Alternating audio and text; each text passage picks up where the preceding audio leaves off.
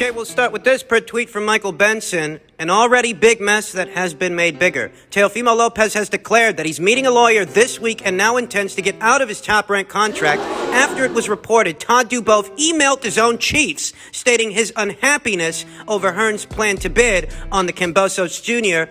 purse bid. Ladies and gentlemen, I wondered what was going to happen with this situation. I wondered... Would Teofimo Lopez pursue legal action? Because he has a legal precedence to do so between the very public statements Bob Arum made in reference to Eddie Hearn potentially bidding on the match before he actually did. Between that and the email that Todd Duboff sent Eddie Hearn, what we have here, my friends, is a textbook case of collusion or attempted collusion. And this attempted collusion could constitute grounds for Teofimo Lopez to thereby be released from his Top-Rank contract, as Top-Rank was not acting in good faith, fulfilling their fiduciary duty to their fighter. I told you guys before, I told you guys in a previous video, that everything Bob Arum was saying made sense up until the point he tried to intervene with the purse bid in order to put an invisible cap on how much the fight might be worth to someone else. Someone like Eddie Hearn, who made it clear beforehand he was going to bid on that fight. And if he could get that fight over on the DAZN side of things, then he would. Bob had no right to try to stop him. And neither did Todd Duboff. Neither Bob Arum or Todd need to send emails to anybody at Matchroom about being disgruntled about how they feel in reference to Matchroom putting in a bid for the fight. Matchroom was well within their rights to do so. That's where they crossed the line. It was all good business up until that point, that if you don't want to overpay for this fight,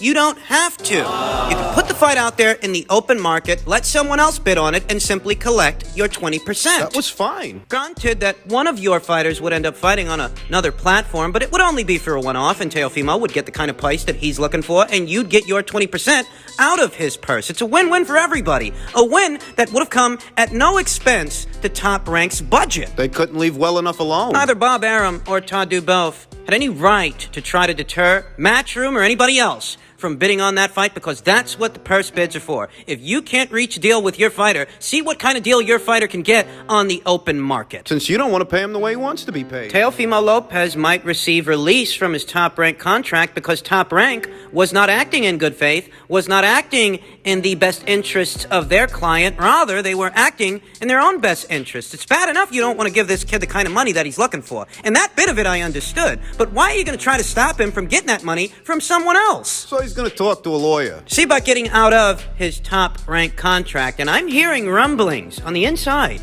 that the people over there at ESPN are not happy about this. They're not happy with Top-Rank. And to think that for $2 million out of their over $80 million boxing budget, their annual budget, for $2 million, they could have settled all of this without incident. I want to say that I understood where Bob Arum was coming from initially, because he doesn't want to overpay for this fight. After all, it's not a big fight. It's not a big marquee mega match. That much I understood. And not wanting to overpay for a fight in this kind of climate is reasonable. You don't want to blow through massive chunks of your annual budget only 2 months into the year of 2021. The year just got started. You've got the whole rest of 2021 to plan for. So I get not wanting to fritter away money needlessly on a fight that in all likelihood won't give you a return. I get it. You put the fight out there in the open market, let somebody else pay for the goddamn thing, and you collect your 20%, giving you a surplus that you didn't even have before, at no expense to you. That, my friends, is good business. I told you, they should have sent Teofimo Lopez over there with their blessing. Send him over there with your blessing and welcome him back once he's done with open arms. This guy got you great viewership last year with that Lomachenko fight. And I thought to myself in all my wisdom, I says, why Top-Rank do it? Why were they trying to get in the way of Teofimo Lopez getting at the kind of money that he wanted to get at? And the only conclusion that I can come to is too many egos.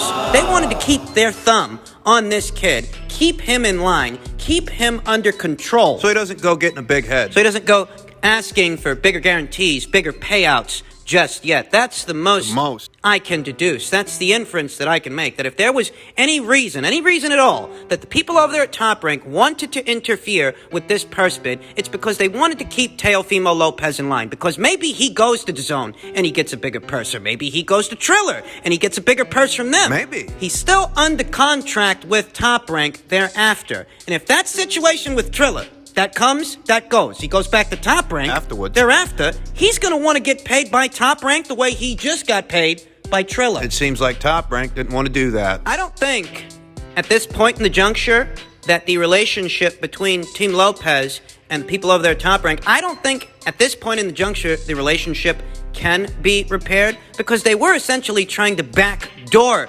Teofimo Lopez. And it was Eddie Hearn and the people over there at Matchroom that made that email available, that email from Todd Duboff. They made that email available to Team Lopez. Cat's out of the bag now.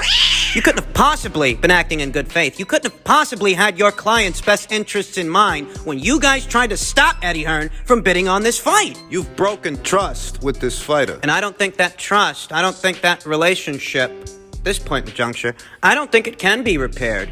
Moving forward, Teofimo Lopez has every reason to be distrustful of the people over there at Top Rank. And with that being said, perhaps that's not the best place for him to be anymore.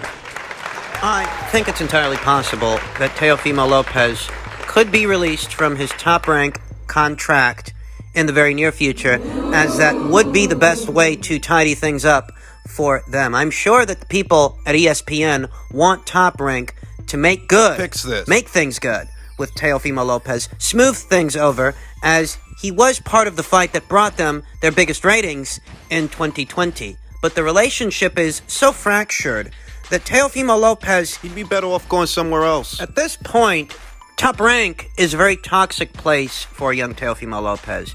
And he can't trust, in good conscience, that the people over there at Top Rank are operating with his best interests in mind when they just tried to backdoor this kid.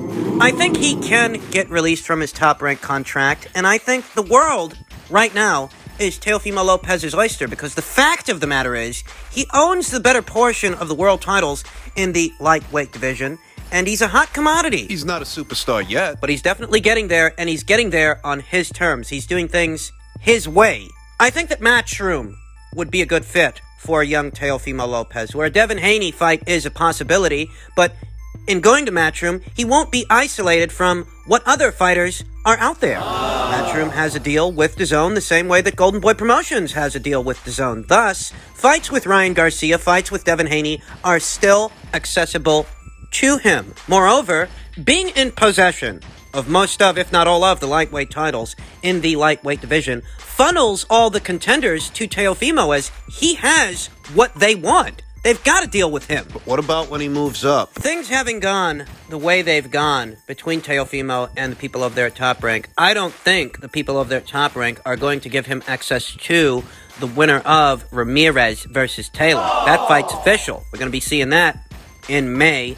But I don't think they're going to make the winner of that fight accessible to Teofimo the way it was previously reported. The winner of that fight, in all likelihood, is going to move up in weight and challenge Terrence Crawford for his WBO title.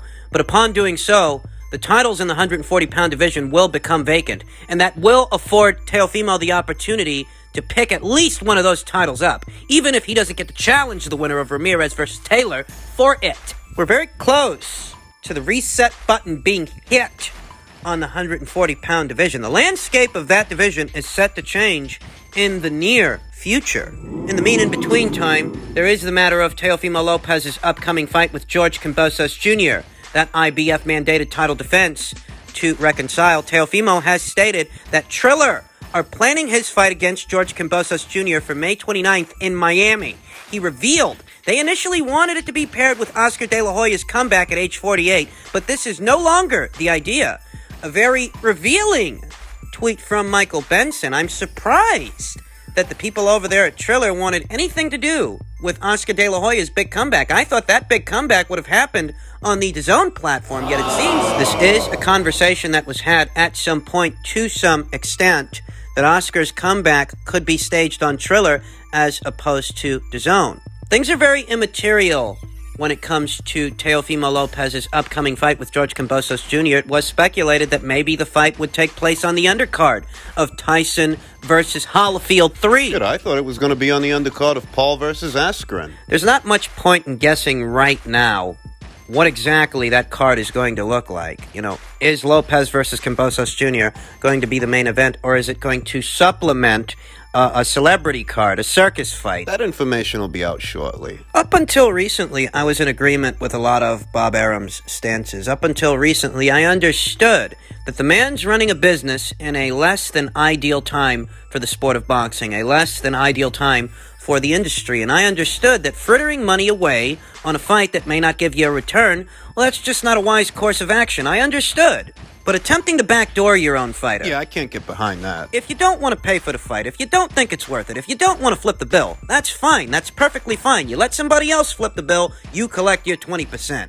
But trying to stop the kid from getting a bigger payday than you were willing to provide altogether... People at Top Rank crossed the line. There's no other way to put it, and no way to defend it. There just isn't. They let their egos get involved. Should have been business as usual, and they chose to make things personal with Eddie Hearn, take things personal with Teofimo Lopez, and business is business. It's supposed to be. But having handled the situation the way the people at Top Rank handled the situation, well, needless to say, that's not good for business. I feel like I need to rant on it because some of it's funny, it's hilarious, people are calling me out, etc. So, first situation is Canelo's fight. Two kids break into the fight, sneak onto the stage, and the kids are actually wearing a picture of my face and Ben Askren's face.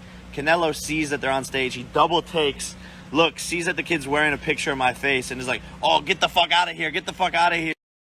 Canelo, what's your problem, bro? Why you hate me so much?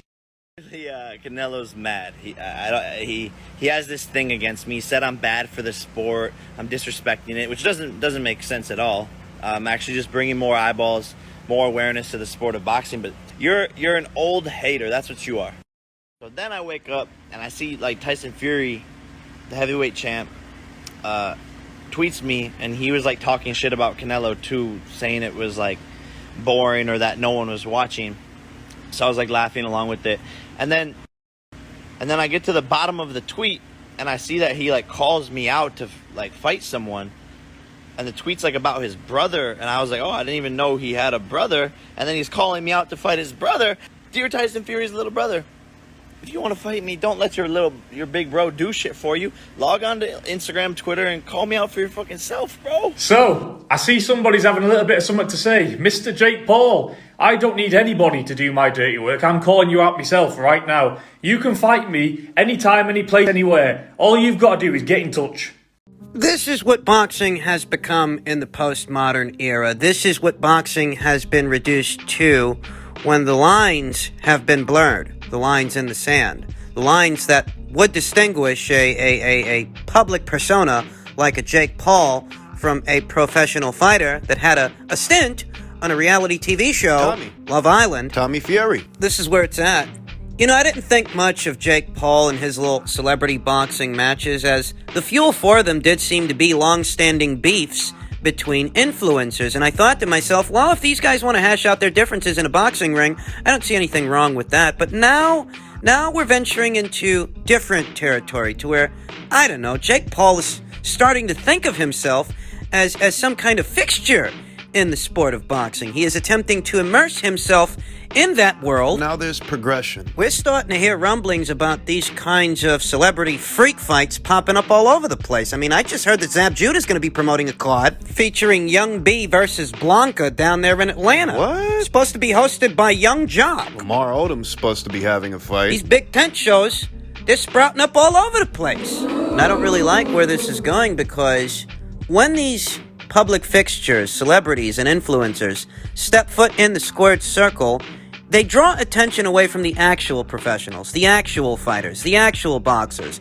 who have dedicated their lives to the sport. You tell yourself that, well, there's no harm in it because they're only catering to an audience that they already have, and that's true, but there is escalation. Where do you draw the line? Jake Paul is smack-talking Canelo Alvarez. That is how comfortable he has become as of late. He's actually talking smack to Canelo Alvarez, one of the pound-for-pound best boxers in the world. And he's getting away with it because he's not actually boxing with boxers. Was he actually thought that he's become so comfortable, so content with himself? Would you fight another YouTuber like yourself and a basketball player? Now you're about to boxer wrestler? An MMA guy. An MMA guy in Ben Askren, who a part of me is actually rooting for so that he can put a stop to all of this. Because Ben Askren is an actual fighter. He is an actual professional, even if he's not a boxer.